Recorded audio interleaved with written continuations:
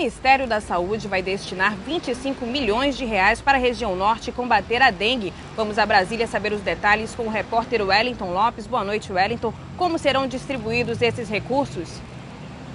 Boa noite a todos. Esses 25 milhões vão ser divididos em vários pedaços, de modo que todas as prefeituras e os 7 governos estaduais da região recebam recursos para adotar medidas de combate ao mosquito transmissor da dengue.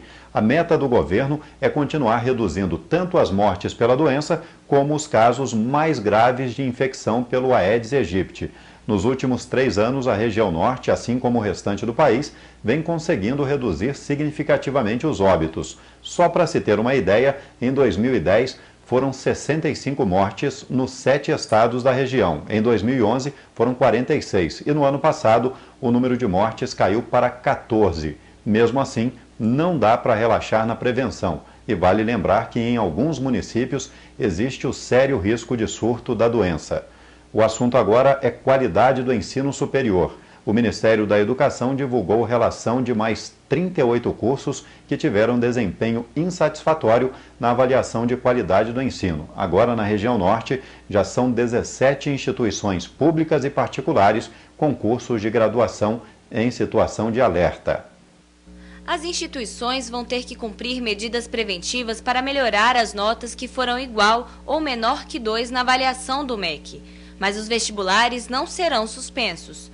As universidades vão ter 2 meses para corrigir problemas no corpo docente e 6 meses para ajustar falhas estruturais. Além disso, vão ser obrigadas a enviar relatórios ao MEC a cada 60 dias sobre o andamento das mudanças.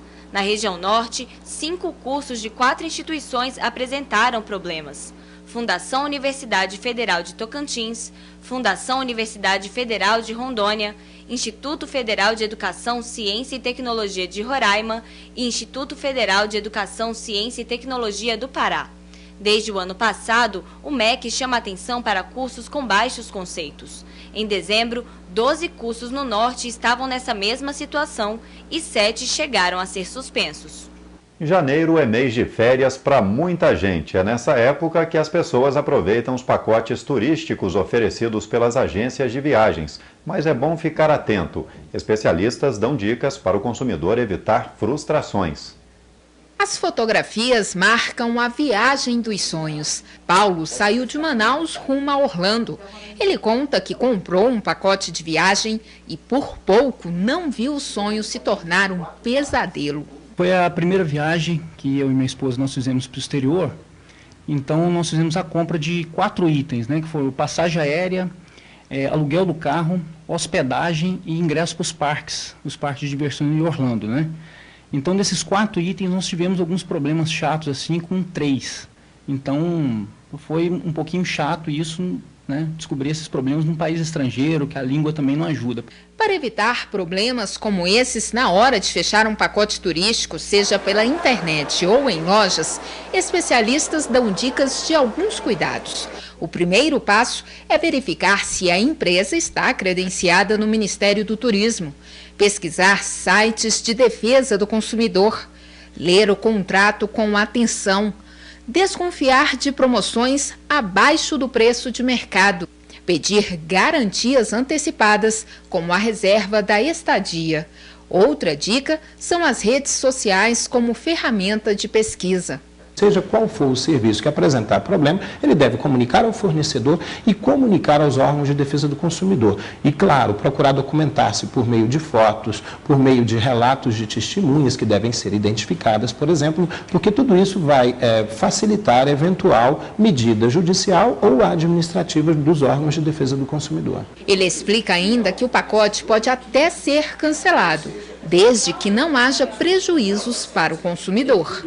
Caso o consumidor se sinta lesado, mesmo constando no contrato aquela possibilidade, ele pode buscar a reparação do dano. Para o caso de compra em site coletivo, o Código de Defesa do Consumidor estabelece uma responsabilidade solidária entre todos os envolvidos na relação de consumo. Isso quer dizer que, havendo qualquer problema, a operadora do site também é responsabilizada pela má prestação dos serviços da agência.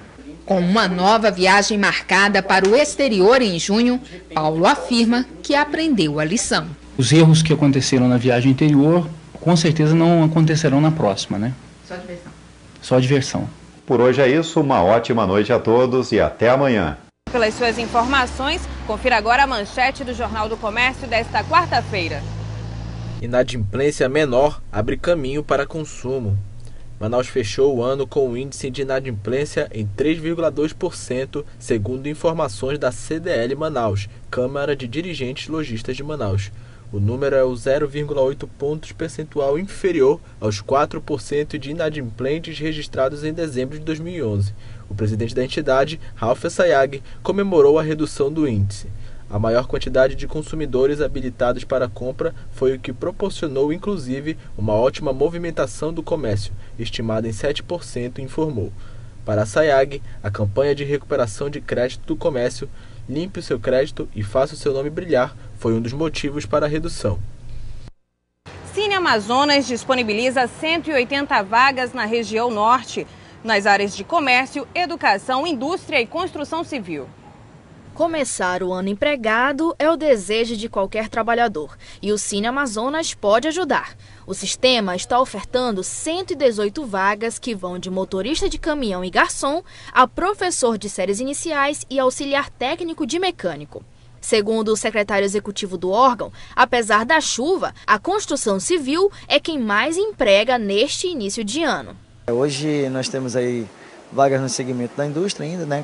E também na construção civil. Hoje, com 60% das vagas ofertadas, é levada para a construção civil. Para se candidatar a uma das vagas, é preciso primeiro o cadastro. Fique atento aos documentos necessários: identidade, CPF, currículo, comprovante de residência e carteira de trabalho.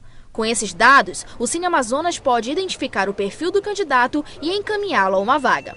Os candidatos devem ficar atentos para não comparecer a uma das unidades trajando roupas inadequadas para uma entrevista, como camiseta, bermuda ou sandália de dedo. Isso acontece porque, após o cadastro, as pessoas já podem ser encaminhadas para uma entrevista.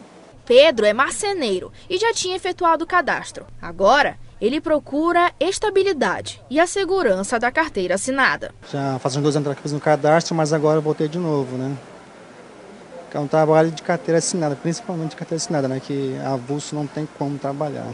Mais informações podem ser obtidas pelo telefone 3621-2225 ou ainda no site maisemprego.mte.gov.br. O Instituto de Pesos e Medidas está realizando nos meses de janeiro a março inspeção nos táxis de Macapá e Santana. De acordo com a aplicação da lei e portaria do Inmetro, o serviço acontece de acordo com os números finais da placa do selo de cada carro. Os motoristas de táxis de Macapá e Santana devem ficar atentos ao prazo de aferição e verificação periódica dos taxímetros este ano. O alerta é do Instituto de Pesos e Medidas do Amapá, o IPEM.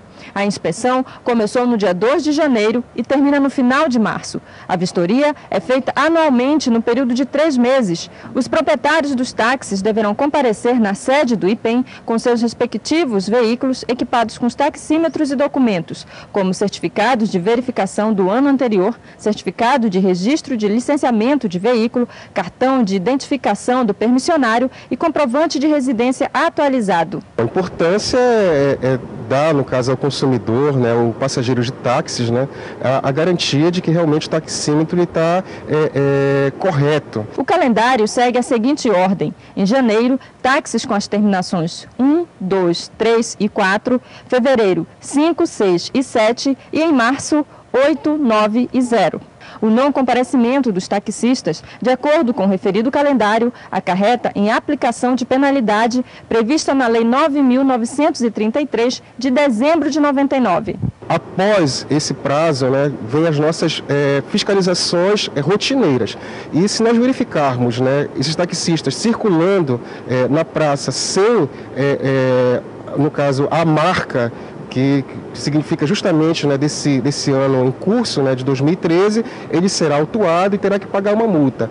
Por enquanto, este tipo de inspeção acontece em Macapá e Santana, mas a meta é expandir para os outros municípios. Veja a seguir, o EA divulga período de matrícula para os aprovados nas seleções de 2012. Nós voltamos já.